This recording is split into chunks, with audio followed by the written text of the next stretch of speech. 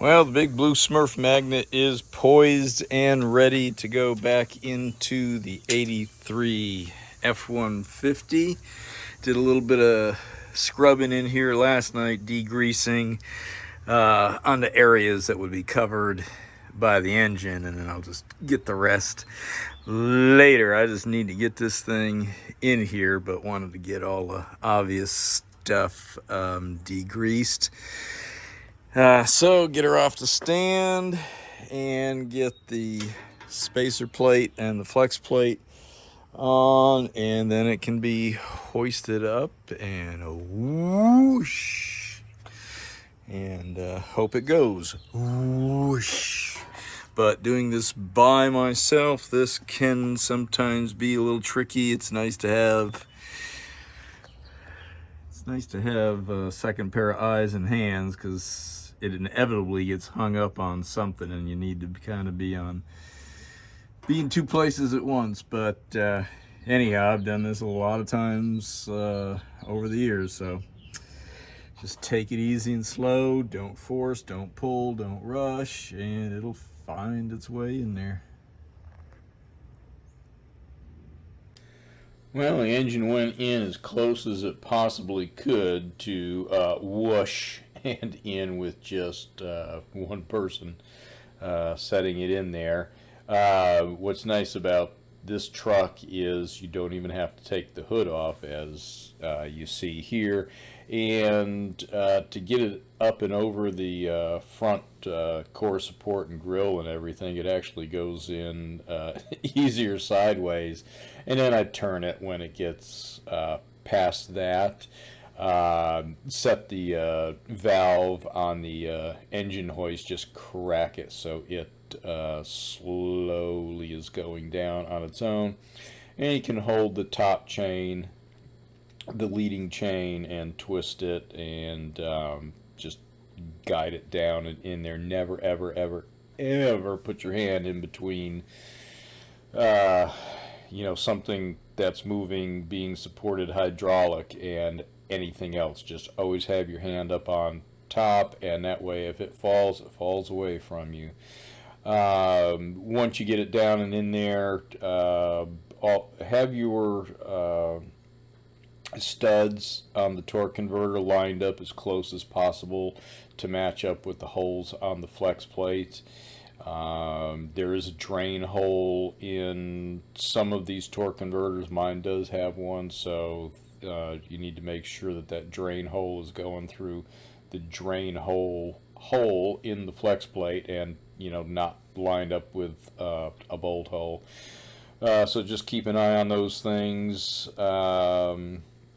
You don't get underneath or your hands in between until that engine is rested down in the engine mounts.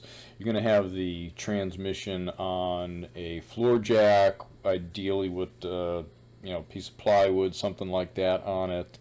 Small piece of plywood so you're not denting the pan, and you can slide things around and scoot it forward. Keep track of the stud holes and the flex plate, the studs and the flex plate holes. Then when you get it close enough, you can get your long. What I do is, to get it started, I use some longer bolts so I can start to pull it in, get it lined up with the alignment pins on the back of the block going into the bell housing. And then as I get it pulled closer in, and I generally use the lower holes on the block on each side go all the way through, so that gives you extra space. And then when I get it close, then I'll put the shorter bolts in the other bell housing holes and start cranking those in, get it on the pins, and then I can take the long bolts out and replace them. And then just little by little start adding things. Make sure the first priority is get the torque converter tightened, all 4 bolts on the torque converter in, get it all tightened, bell housing tightened, all your work underneath done, your engine mount bolts, exhaust manifolds, exhaust system, get all that bottom work done, and then everything else is up on top.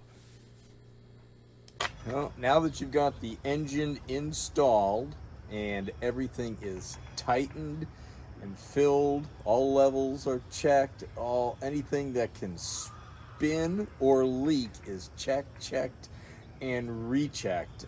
This is especially important if you are putting in a new cam. That new cam, when you install it, needs to run for about 20 minutes at 2,000 RPM. You don't want to stop and start the engine. It's very critical. I did have this happen years ago on an old, it was a Y block of all things, which is those you have to turn them upside down to get the lifters out. There were a series of leaks, and it had to be stopped and started and stopped and started, and sure enough, the cam failed. So, take my advice. Check, recheck on all of that. Generally, the day you put it in and you do all of that, don't even worry about doing the initial start until the next day. Go to sleep, wake up the next day, and get on it then. So I'm going to stop the camera and go over some steps to do for the first start to get your timing set. Okay, set the timing for first start on the Ford 302, and this procedure is the same for years and years and years. Going back from a points distributor, and this is an 83 with electronic, and even if you've retrofitted an electronic in an older block.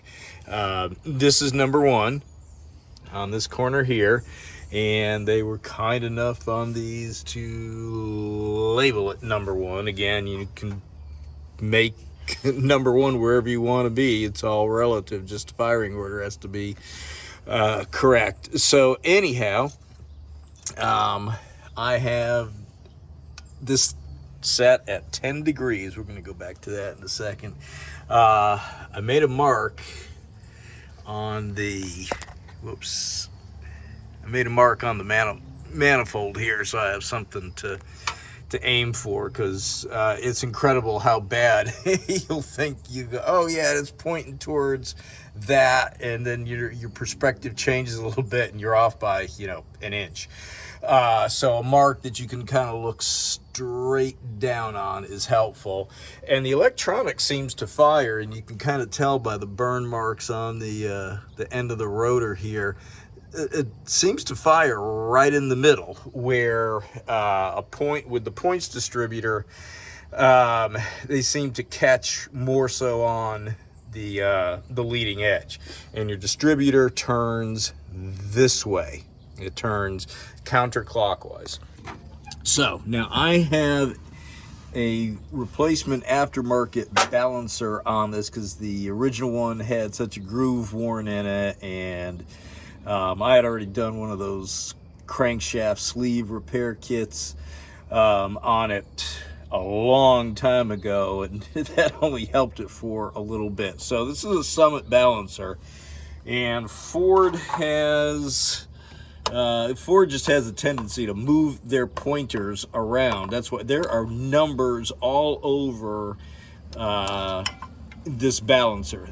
Just so happens the numbers I need, the etched in numbers, are way on the back, totally hidden. They're up against the actual front cover. So what I did, I used some yellow paint. I might try a different color, or just get some degree tape. That's actually nail polish. You can see where 0 is. There's 0 right there, and this is 10, and then maybe if we look, I've got 36 labeled up there, because that's what I wanted my maximum advance to be. So combined vacuum and mechanical. So when I first crank these up, I will take off the vacuum advance, which goes to ported vac. Make sure it goes to ported vacuum on the carburetor. Ported meaning it's right up above the throttle plate, so it doesn't get vacuum until that throttle is cracked. So set your distributor and have it snug, but so you can move it around. And generally with the Ford, the vacuum advance is just about like straight out in front. So you set it there, line that up there, to like 10 degrees initial timing. And I think I might be running 10 or 12 initial without the vacuum. And then, I've also got a little vacuum hand pump. Maybe I'll show that. I'll stop the camera and go hook that up, and I'll hand pump it if I've got it handy, and you can see how the breaker plate will move and advance the timing. So you get all of that set. Again, you have checked, rechecked all your levels. Ideally, you've done a compression check on this, so you know all of that. So you know you've got good compression before you even start it. Let's see, can I get that on with one hand? Yes. And I'm gonna make some subsequent videos. I did end up replacing the carburetor. When I first had it together, I had the original coil, which was still working good at the time, and it developed an issue. So I'm gonna do a little troubleshooting video on that. And the original carburetor on it, all the choke stuff was missing and gone and broken, and I've had this truck since 1991, and it was pretty much like that when I got it. And this is one of these rare engines that, I mean, it could be 10 below and it would start with a fully open choke. So I just left it alone. Let's see. I would also, if you're putting a new fuel pump on, use this checks. This is a combined gauge. This does vacuum and pressure. So you can see right here, fuel pump pressure. This is from good old Sears. So you're gonna have to go online and try to find one of these now. Had this forever, and it works just fine, just like all that good old Craftsman stuff. But I would set your fuel pump pressure, like I checked, this one was running like 7.5 PSI, which honestly it's too much. It'll end up overpowering that flow, or you'll have some quirky fuel problems. And sorry about the noise. I live in the flight path of an airport, so that is just nonstop. And I used to fly myself, so anyhow, getting back to this, there are better fuel pressure regulators, but this one seems to work okay. Generally, any of the auto parts store will have it on the rack where their performance stuff is. So I dialed it down to maybe about 5. I mean, really anywhere between 4 and 6 PSI. I've had these brand new fuel pumps assembled in countries where English is not the first language, and they're putting out in excess of 10 PSI, and that is just going to blow right past the needle valve. So I urge you to get a fuel pressure regulator and dial that down. Check what the book says for the PSI if you've got a carburetor, and generally, it's like 4 to 6, and just dial it down to like 5. All right, so again, you've checked all your coolant, your power steering, your oil, your transmission, torque converter's tight, everything is tight, because once you start, you want this to go. If you happen to have done a carburetor, either rebuilt it or got a new one, generally, now this is a rebuilt one I had on here, and it was pretty good right out of the box. I did end up adjusting it. You know, if you rebuilt it, you should know how to rebuild, and, you know, count your, have a reference point, run your screws in, count your turns running your screws in, and so that way you know how many turns out it is, and then just run it back out to that, and you should be good. You know, actually, I will connect to, I'll put some links. There's some other YouTubers out there that have some really good videos on that. You know, I've been doing it all my life and can explain this, but, you know, there's some people that already have the videos already done, so I will attempt to link to those in the description. Use the timing light, have your vacuum advance disconnected, and have that line plugged, because you will create a vacuum leak. Have a tachometer. This is good if you have two people and someone inside that can watch the tachometer.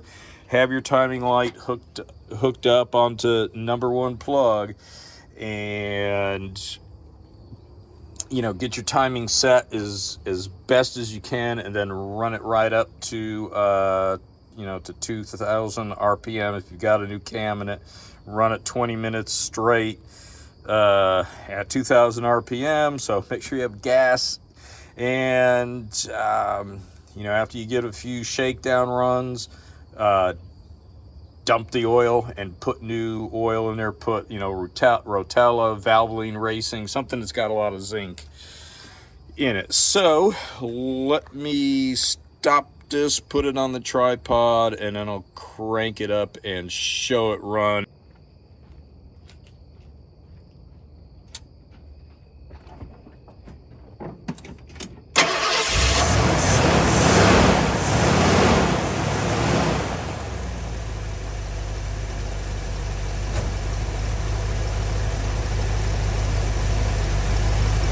Maybe if I stand next to the camera, I can talk. So there you see, it's running pretty good.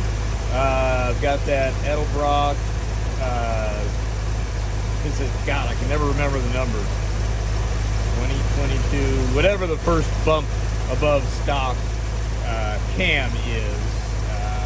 At the time, during the, there was, not only was there a baby food shortage, there was a cam shortage. You just couldn't get one, and I looked and looked and looked, and that was the only one I was able to find. So, you know, it idles pretty good. A little bit of a look to it. Reach across here.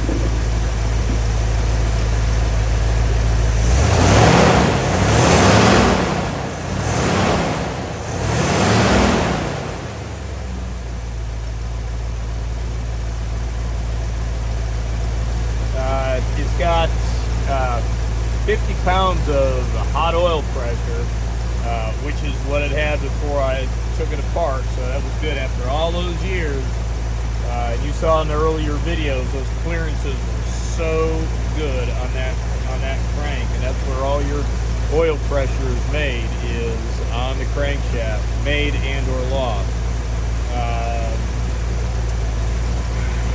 I don't want to jiggle the camera down. Let's see, right before the fuel pump.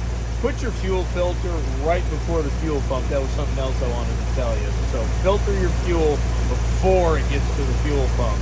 And I do, of course, have the there's the one on the carburetor there as well.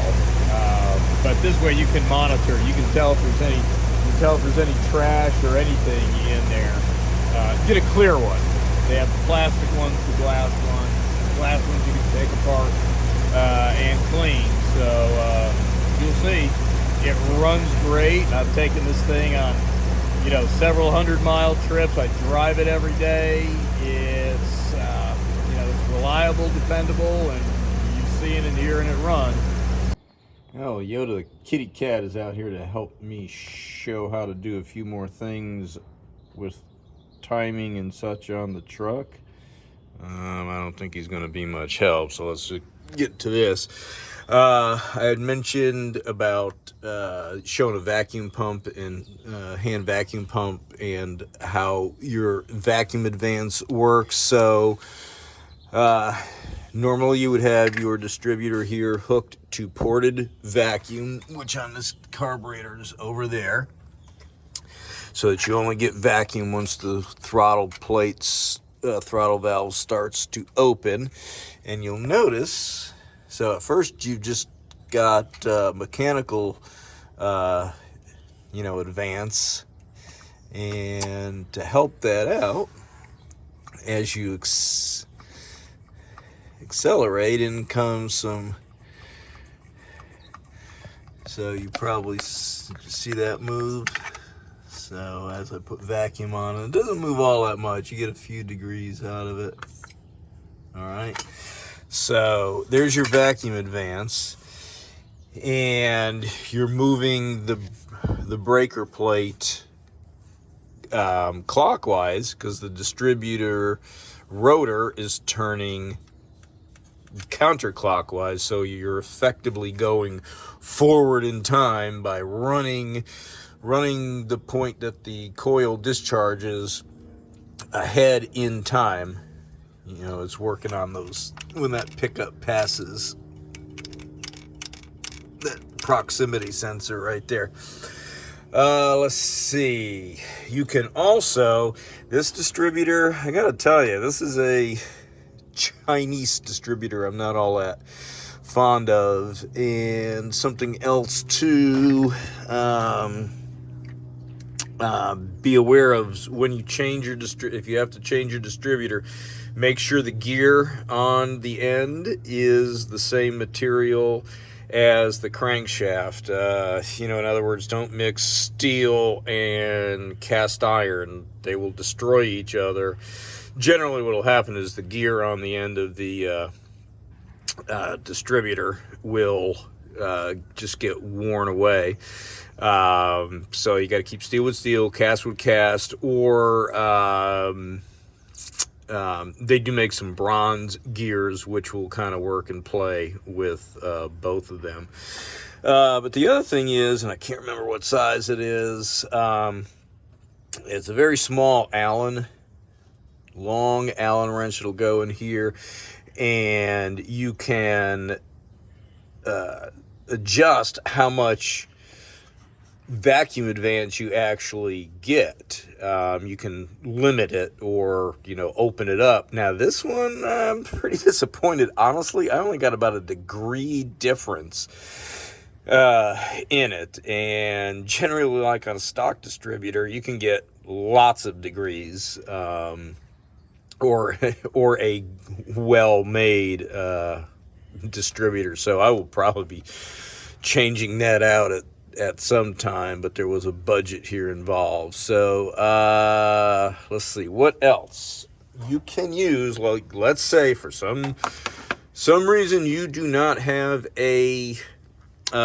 timing light, and really, if you're going to do this sort of thing, you should have a timing light. But let's say, for sake of argument, this is kind of an old school method. I'm not saying I condone or recommend, but I'm putting the gauge in here on this carburetor. Here's straight manifold vacuum. It's easy to get to. This is if you're just doing adjustments and such. You don't need your power valve on your carburetor, but this is straight manifold vacuum that goes to the power valve up under here.